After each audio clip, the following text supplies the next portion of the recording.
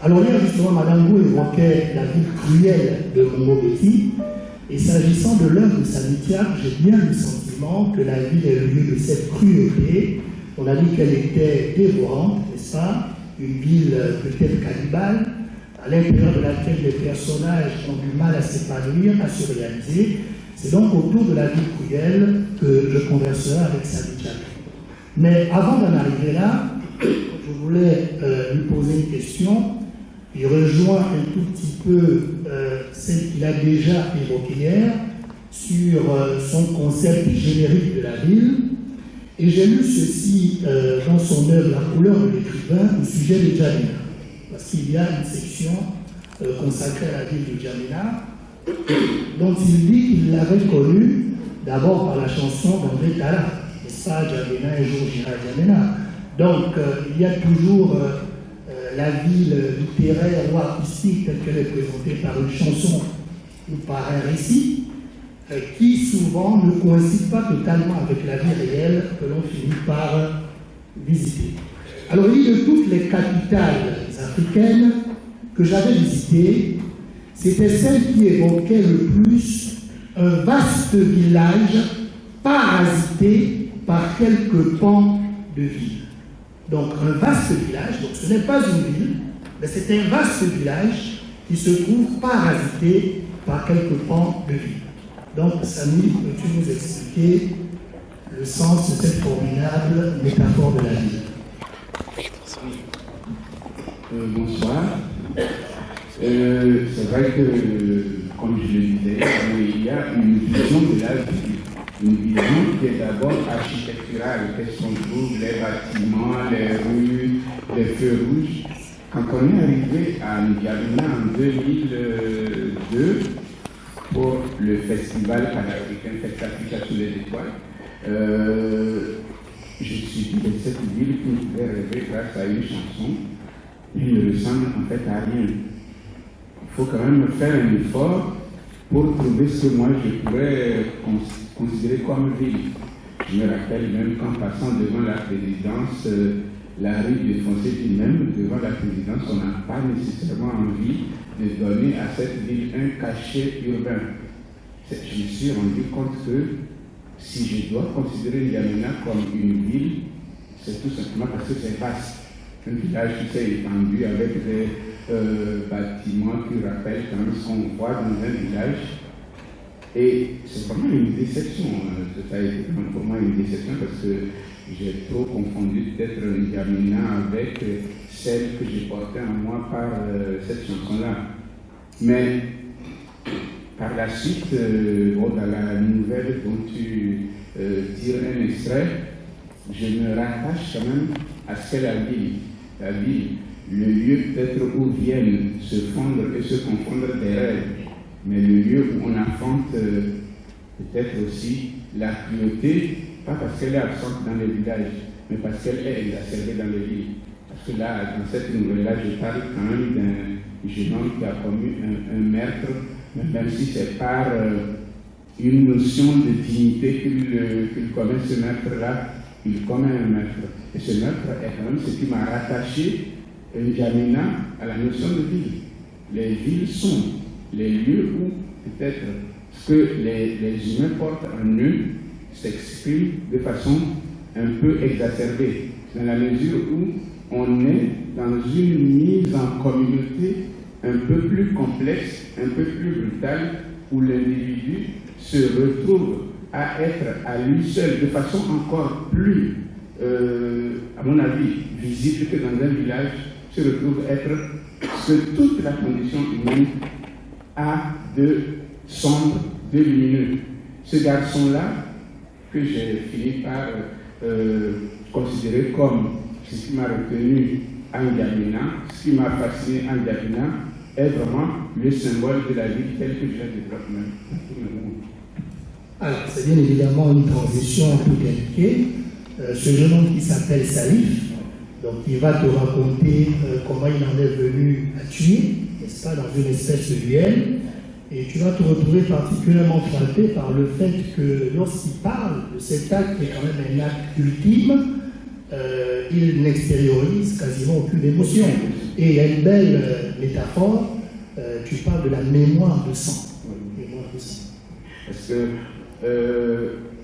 je parle toujours dans mes livres de faits réels.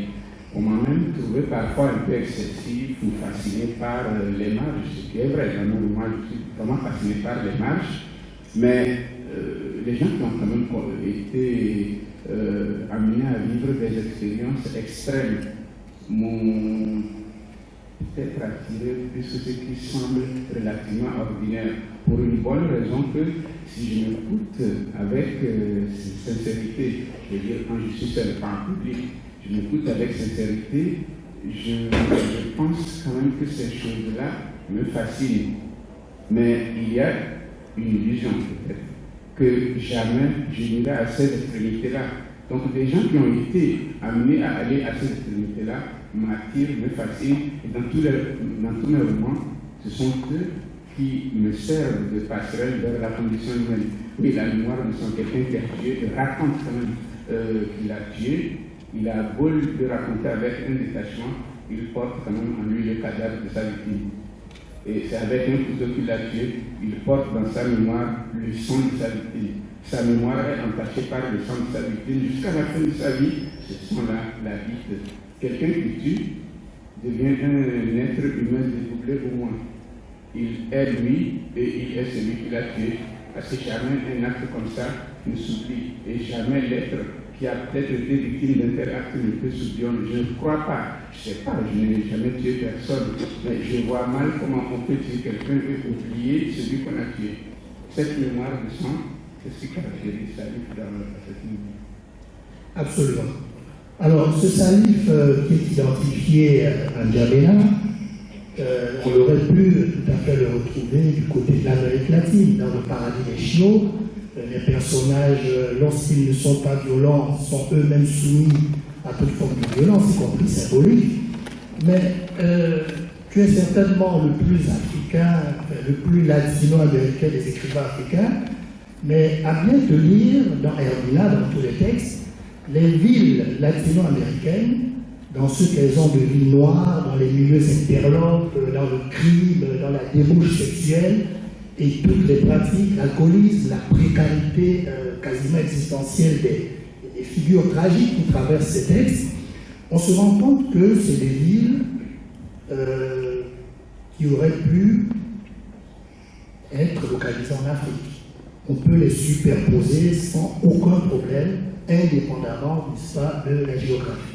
Oui, il n'y a pas très longtemps, c'était au mois de mars au Mali avec des étudiants en je ne sais pas, maîtrise ou on dit aujourd'hui master 1, je pense, de géographie. On parlait de la géographie et il y a quand même un étudiant qui semblait nous dire qu'elle est particulièrement définie par les frontières. Je lui avais posé une question, parce que s'il pense franchement que la géographie est définie par la frontière, il faudrait peut-être que nous parlions de la géographie d'une vache, par exemple. Et je pense quand même qu'il verra que la géographie d'une vache se définit peut-être par l'étendue de l'herbe verte.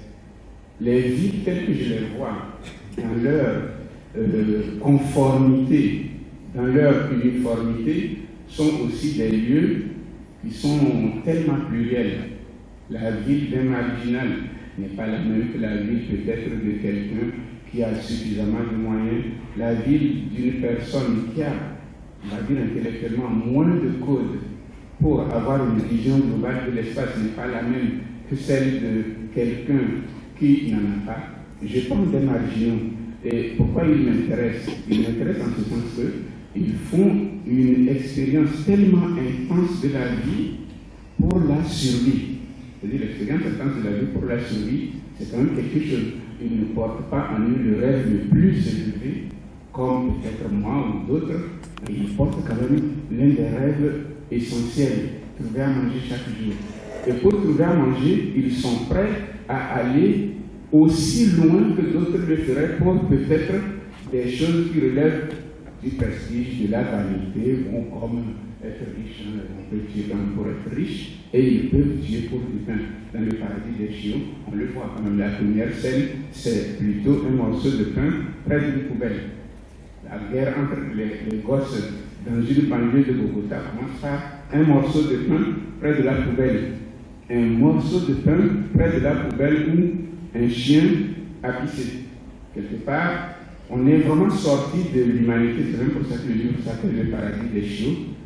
C'est-à-dire qu'ils sont prêts pour ce morceau de pain qui n'a même pas une place, peut-être pour la poubelle d'une personne entière. Et leur ville n'est pas nécessairement la ville que moi je vivrais dans le même Bogota. Ils sont ce qu'on a peut-être avec une intensité au marge que les gens aisés n'observent pas, mais qui portent les gens aisés comme un rêve. Et leur rêve des gens aisés, ce n'est peut-être pas habiter les belles maisons des gens aisés, mais pouvoir se nourrir de façon facile, comme ces gens-là.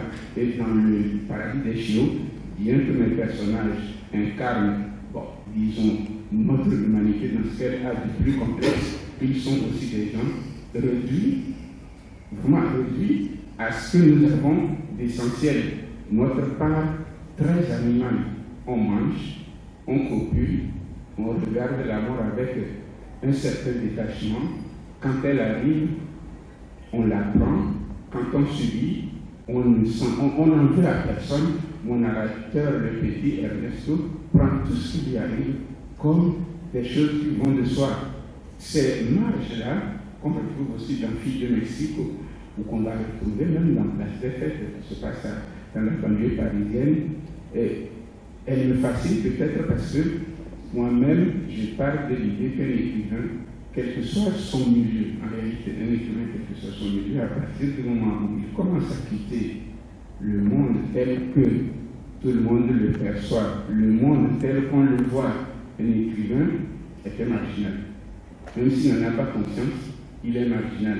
Je me sens quand même un marginal dans le monde où je me suis déjà défini dans Hermina comme un précaire branché. Précaire branché, c'est ça que je fréquente les grands hôtels, je fréquente des gens qui ont parfois une très grande importance, mais je suis un précaire. Cette marginalité, qui est un choix, me fait aimer particulièrement les marginaux dans les villes. La ville qui me fascine, quand je suis à Mexico, c'est la ville des petits drogués, c'est la ville des prostituées. Je ne dis pas des prostituées, je le dis,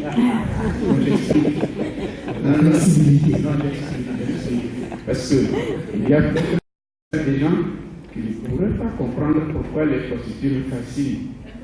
Oui, l'Amérique latine, je l'ai découverte parce que l'université d'Alcalá de Henares en Espagne m'a envoyé à Cuba pour faire des recherches sur la prostitution. Et mon premier essai sur l'Amérique latine s'intitule La prostitution à Cuba. Donc j'ai quand même pris ces univers-là comme une entrée vers la vie qui m'intéresse, la vie qui me fascine. Parce que le personnage, on a dit hier qu'il y avait des identités urbaines. Il fallait que l'identité soit rattachée à un sol, à une référence topologique.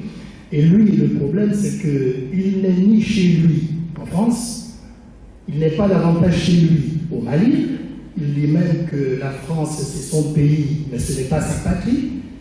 Parce que quand il va chez lui en Afrique, on estime que c'est un Français, bien qu'il soit noir, parce qu'il n'a pas vécu en Afrique. Et quand il est en France où il est né par l'exil auquel le condamne sa peau, on estime que c'est un Français à part entière ou entière à part. Donc il vit dans cette difficulté de l'entre-deux, dans cette espèce de fracture et de césure. Mais s'il n'y a pas quand même, parce que bon, la place est faite, c'est une station de métro qui nous mène à la ville de Belleville, dont on sait que c'est une ville littéraire, une ville aussi qui est le lieu de plusieurs immigrations historiques, en griffe, on va dire cosmopolite. Alors est-ce qu'il n'y a pas en place le fait l'utopie d'une possibilité du rayonnement, de la positivité de la ville? Il n'y a pas une alternative? Oui, c'est ça que j'ai choisi comme un seul lieu qui, au-delà d'un auteur comme Pénac, il y a surtout Émile Ajar, de la vie de François. parce que dans Place des Fêtes, il y a quand même un clin d'œil très clair avec la ville de François-Denis Lajare. Il y a même au cœur du tir la possibilité de la fête. En utilisant cette place qui existe réellement, la place des fêtes, il y a la symbolique de la fête. Et mon personnage est quelqu'un qui n'a peut-être pas réellement de patrie, mais un pays, c'est-à-dire la France, un pays n'est pas nécessairement la patrie. La patrie est plutôt ce que nous avons comme conscience d'appartenance collective. Lui, il se sent exclu de toute patrie parce qu'il pense, c'est pas mon idée, mais c'est la sienne quand même, il pense que la patrie française a quand même une connotation de couleur. Il dit, ma peau est trop à part pour que la France soit ma patrie. C'est-à-dire, il estime que c'est son pays, mais ce pays-là ne peut l'appeler suffisamment parce qu'il est un Français un peu trop à part à cause de la couleur de sa peau. C'est vrai que c'est mon livre le plus particulier, peut-être qui a dérouté pas mal de lecteurs, que certains n'arrivent pas jusqu'à présent à lire jusqu'au bout parce qu'il y a une langue, une atmosphère tellement éloignée de moi et qui choque pas mal de personnes. Il pose une question qui me semble aller au-delà même de la ville. En réalité, qu'habitons-nous? Je crois franchement que avant la ville, le village ou le pays ou la patrie, nous habitons notre peau. Pas la couleur, mais la peau. C'est-à-dire, si je me sens quand même en harmonie à l'intérieur de moi-même, de ma peau, je peux peut-être supporter toutes les douleurs extérieures partout où je vais. Si je ne me sens pas bien à l'intérieur de ma peau, je pense que je serai encore plus sensible à l'agressivité extérieure, à l'hostilité extérieure. Mais ce garçon-là sentait l'agressivité extérieure, il se sent mal dans sa peau et il a choisi quand même une façon à lui d'aborder la vie. Elle est d'abord une lecture sexuelle de l'existence. Il ne va pas nécessairement élaborer une stratégie originale. Sa sexualité est d'abord ancrée au cœur d'un espace où toutes les relations, ou presque, sont incestueuses. Oui, il replie quand même sur la famille, même si un pays devient relativement hostile. Le repli vers la famille qui devient le lieu de tous les conflits, mais le lieu le seul qui représente une certaine sécurité. Il s'est replié là-dessus jusqu'à la fin, abordant toutes les questions qui relèvent du racisme, de l'antiracisme, renvoyant, on va dire, dos à dos, toutes les bonnes consciences, même celles qui sont pour les Noirs, Bon, la question qu'il pose dans ce livre-là, avec sa conception de la fête, c'est, et il dit même vers la fin, on peut vivre sans appartenir à une patrie. Et lui, il réclame cette identité qu'il va clairement nommer vers la fin. Je suis un corps sans patrie. C'est quand même la façon dont nous possédons l'espace global. Notre lieu de socialisation globale, nous le possédons. On sort d'une famille avec sa conception, on sait quand même qui est derrière, on fait le tour. Quand on quitte ces espaces un peu restreints pour arriver dans un endroit dont on comprend tout de suite que jamais on ne le possédera entièrement dans la tête, parce qu'une ville en général, on ne voit pas tellement les limites. Elle est trop vaste pour notre configuration mentale. Quand on sait qu'on ne verra pas ces limites, qu'ensuite on ne connaîtra pas tout le monde, qu'on est plus ou moins obligé de sortir d'une hyper-interconnaissance pour entrer dans l'anonymat, on a peur. Quand on sort d'un village où on a peut-être un contrôle social tellement fort et un autocontrôle d'autant plus fort qu'il y a le contrôle social, pour arriver dans une ville où on se rend compte que les marges sont beaucoup plus grandes, qu'on peut échapper au contrôle, on a peur. Et à un moment, la peur peut engendrer le repli, peut-être sur soi, ou à partir d'un moment, une véritable fascination. Moi, ma fascination pour les villes m'est vraiment venue des voyages. Je suis parti quand même de mon village, j'arrive dans la ville de Sokodé qui me semble être infinie, tellement grande. Et quand j'arrive à Lomé, je me dis Sokodé, c'est peut-être pas grand-chose, hein, c'est rien du tout. Lomé, c'est vaste, ça n'a, sauf l'océan qui limite Lomé, c'est quand même. Oui, bon, j'arrive à Paris, je me rends compte que Lomé, c'est vraiment rien du tout, parce que Paris, bon, ben, avec la banlieue, on n'a pas de limite, on peut passer 1000 ans, on ne verra jamais la fin. Ça m'a fasciné. Avant que je découvre une ville comme Mexico, pour me rappeler que Paris, c'est tellement petit. En fait, ce n'est rien du tout.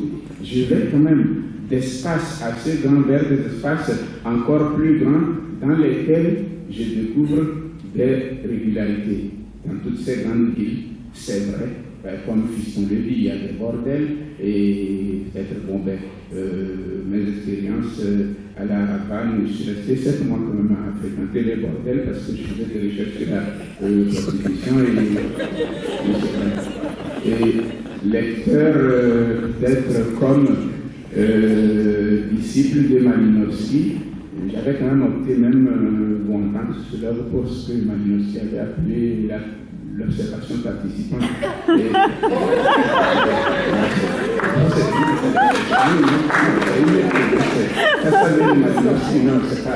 Je suis disciple de Malinowski et à partir de là, j'ai pris peut-être un certain goût pour les lieux interlopes.